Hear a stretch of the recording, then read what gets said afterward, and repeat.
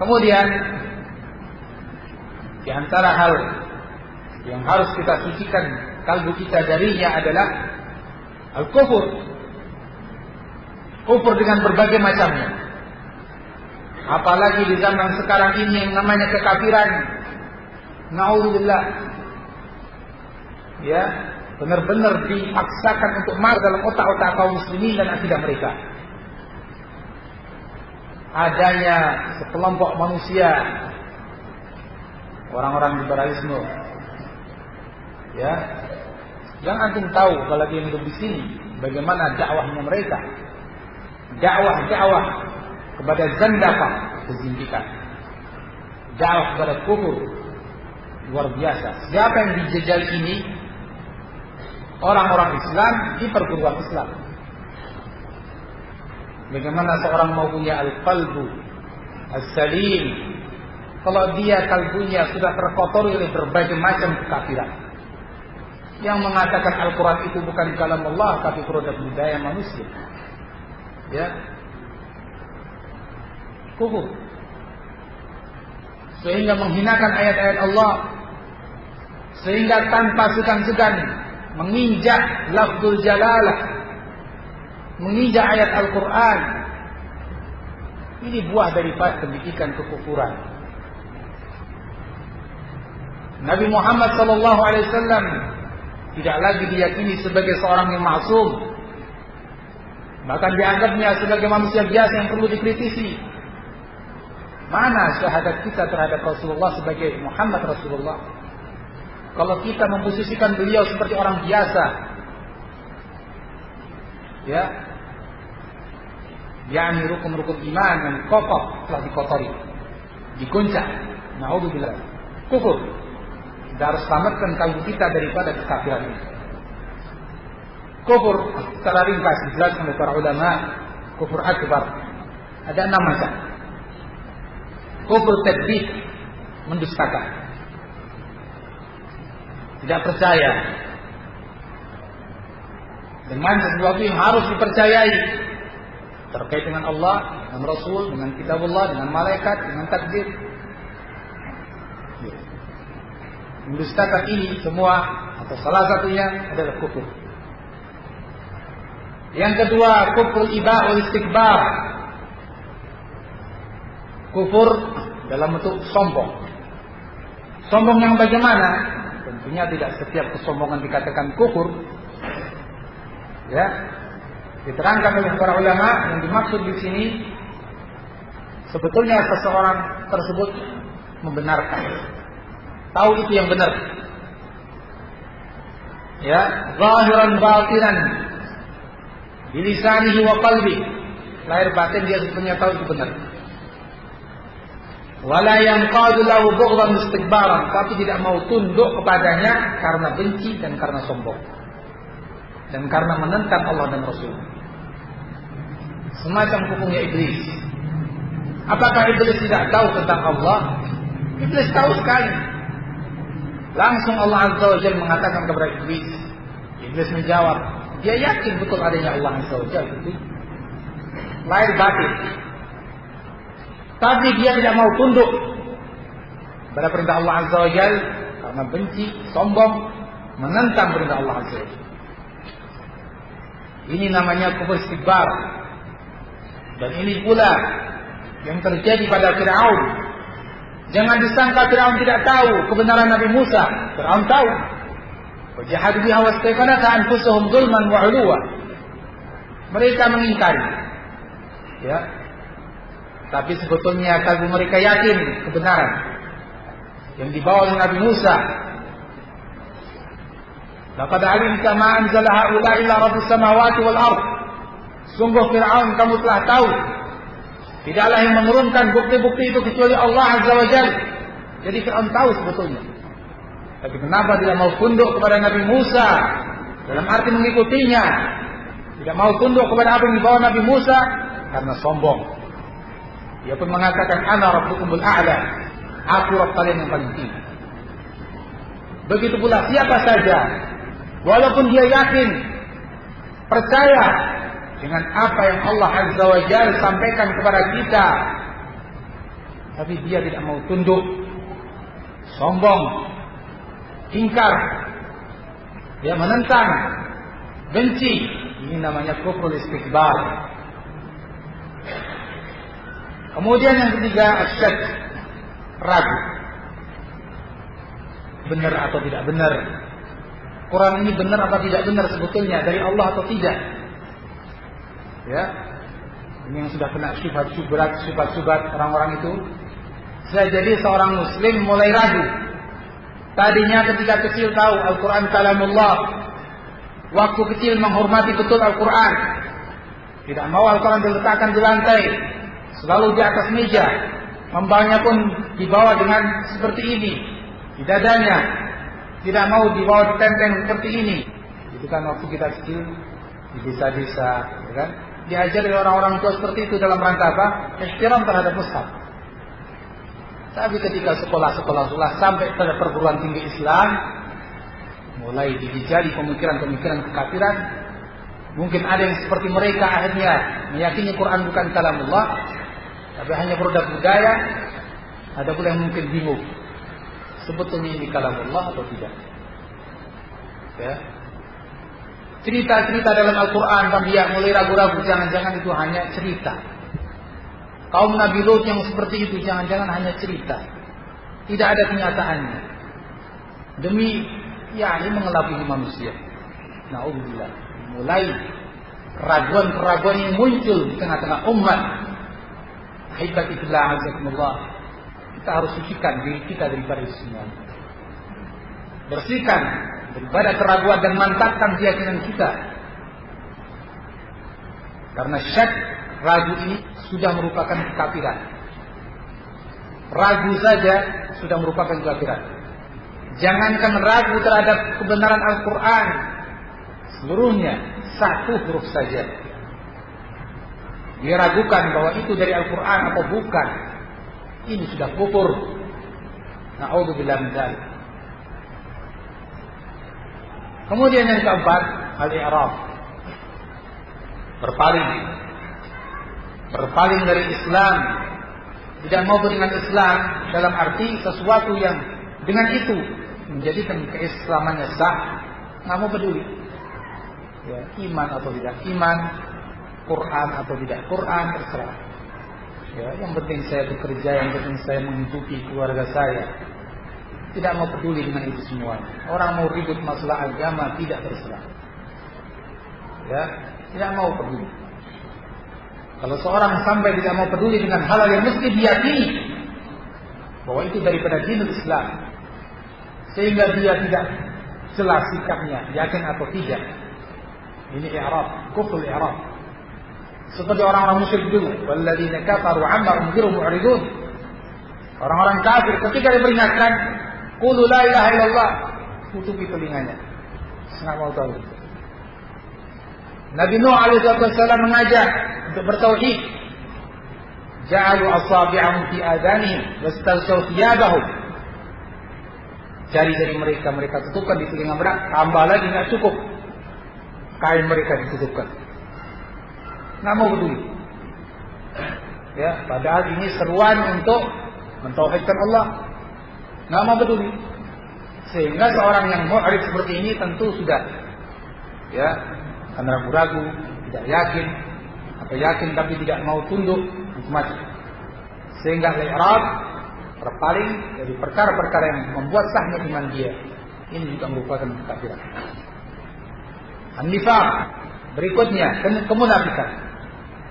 Kemunafikan itu artinya menyembunyikan kekafiran dengan menampilkan keislaman.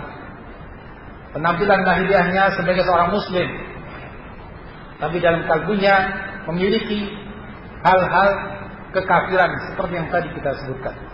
Mungkin dalam kalbunya ada syak, keraguan terhadap kebenaran Islam, kebenaran Allah, Al-Quran, malaikat, kitab, Rasul. Ya, atau di dalam kalbunya ada kebencian seperti yang akan disebutkan nanti terhadap Islam. Munafik, jangan disangka seorang munafik atau zindik itu hanya ada di zaman Nabi SAW. Di zaman sekarang pun tidak sedikit dari orang munafik yang berpenampilan muslim, tapi keyakinan kufur. Ya, naudzubillah min dzalik. Kemudian yang keenam, dari macam-macam kekafiran adalah al-juhud. Al-juhud mengingkari. Maksudnya ini, man yatayaqqanu biqalbihi annahu al-haq walakinnahu yaktumul dzalik. Seorang yang sebetulnya yakin dengan kalbunya bahwa ini benar, tapi dia sembunyikan, dan secara lisan dia mengingkari. Wa rubbama harabahu bi banani, terkadang dia juga memerangi dengan tangannya. Jadi ini perbedaannya dengan istikbar. Kalau kufur istikbar yang sombong tadi, dia yakin, lahir batin juga bisa ngomong. Setelah batinnya yakin kebenarannya, lahirnya pun dia juga bisa mengatakan ini benar, tapi dia tidak mau tunduk. Ini istikbar. Kalau juhud, dia sembunyikan itu. Ya, kekafirannya dia sembunyikan, walaupun sebetulnya sudah yakin benarnya. Dia sembunyikan. Terkadang nampak dari perbuatannya, dia memerangi, tapi kita tidak tahu isi kalbunya. Nah, dia yang tahu bagaimana sebetulnya hakikat kalbunya. Nah, ini 6 macam kekafiran, al-kufrul akbar, yang kita harus hentikan diri kita, kalbu kita, dari penyakit-penyakit kekafiran. Kemudian kemunafikan, yang tadi kita sebutkan sebagai salah satu kekafiran, itu juga macam-macam. Disebutkan oleh para ulama, kemunafikan ada 6 macam. Yang itu al-kufrul akbar, yang bila seorang terjerumus padanya, dia tergolong munafikin, orang-orang munafik. Ya, sehingga jelas kalbunya bukan lagi kalbu al-marid yang sakit, bahkan dia punya al-qalb al-mayyit, kalbu yang telah mati. Di antara 6 macam kemunafikan, yang pertama adalah takdzibur rasul, tidak mempercayai Rasulullah, tidak mengimani bahwa beliau adalah sebagai utusan Allah yang membawa risalah dari Allah untuk disampaikan kepada manusia. Hanya mengatakan dia hanya seorang tokoh historis yang perlu dikritisi. Ya, tidak iman kalau beliau adalah Rasulullah yang maksum. Hanya mengatakan bahwa ini hanya sebagai seorang, ya, yang lain mengatakan hanya tokoh, atau mengatakan hanya seorang penguasa, raja. Takdzibur Rasul, tidak percaya kepada Rasul. Ini kemunafikan. Mungkin secara lahiriah tidak begitu tampak, tapi keyakinan. Takdzib ma jaa bihi Rasul. Yang kedua, mendustakan sebagian apa yang dibawa Rasul, yakni mendustakan ajaran-ajaran beliau, sebagian atau banyak atau sedikit. Nabi SAW datang dengan ajaran yang beliau bawa, ternyata beliau, ya, membawa ajaran tersebut tidak diimani, walaupun dalam sebagian. Tentang syariat jilbab misalnya, tidak yakin jilbab itu wajib. Tentang syariat macam-macam yang dibawa Rasulullah Sallallahu Alaihi Wasallam, dia tidak yakin.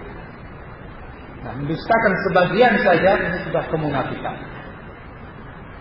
Yang ketiga, bughdur Rasul, benci kepada Rasul. Mungkin dia tahu dan yakin dia adalah utusan Allah, tapi benci.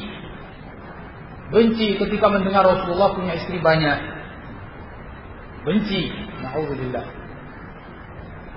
Na'udzubillah min dzalik. Kita sebagai seorang muslim, ya, yakin dengan seyakin-yakinnya bahwa syariat Allah Azza wa Jalla penuh dengan hikmah. Nabi sallallahu alaihi wasallam memiliki istri, ya, dengan jumlah tersebut penuh dengan hikmah. Penuh dengan hikmah. Jangan seperti yang dilontarkan oleh orang-orang orientalis. Mudah Rasulullah SAW dengan tuduhan-tuduhan yang tidak pantas. Yang kemudian ini diserap oleh sebagian muslimin hanya benci kepada Rasulullah. Benci kepada Rasul, kemunafikan. Hati-hati. Walaupun dia sholat, zakat, orang-orang munafik dulu sholat, zakat terkadang perang, tapi mereka munafik. Hati-hati. Jangan sampai ada rasa benci kepada Rasulullah sallallahu alaihi wasallam. Bughdhu ma ja'a bi Rasul berikutnya, benci terhadap sebagian yang dibawa Rasul.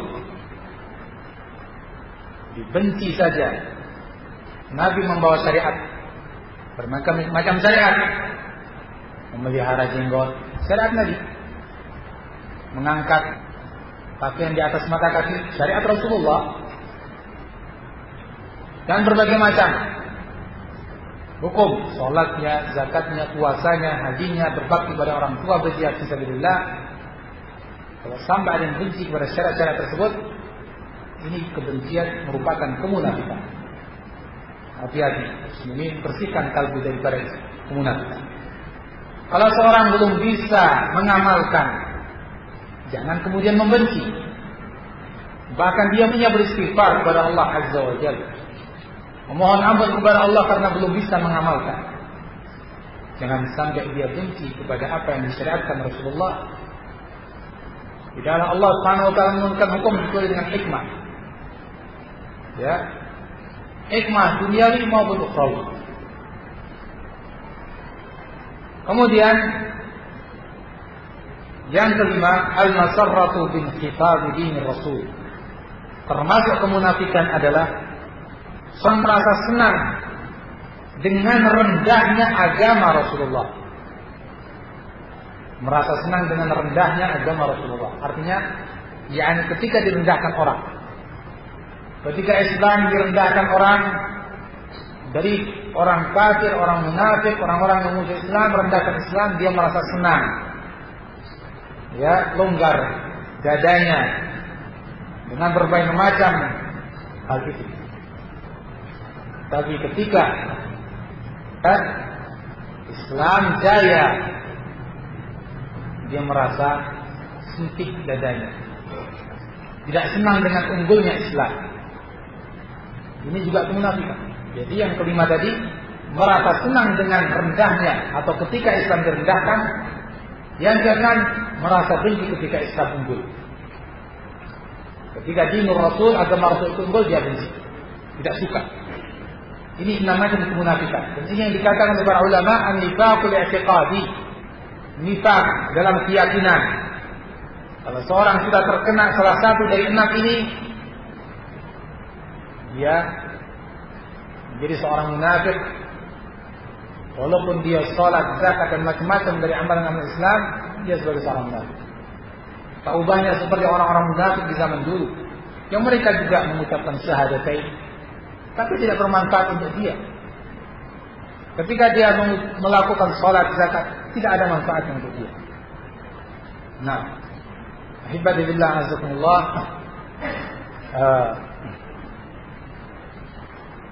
oleh karena itu kita harus berhati-hati dari kemunafikan ini, karena seperti yang kita katakan, Islam ini telah, dan sunnah yang utama telah diperangi dari berbagai macam sisi.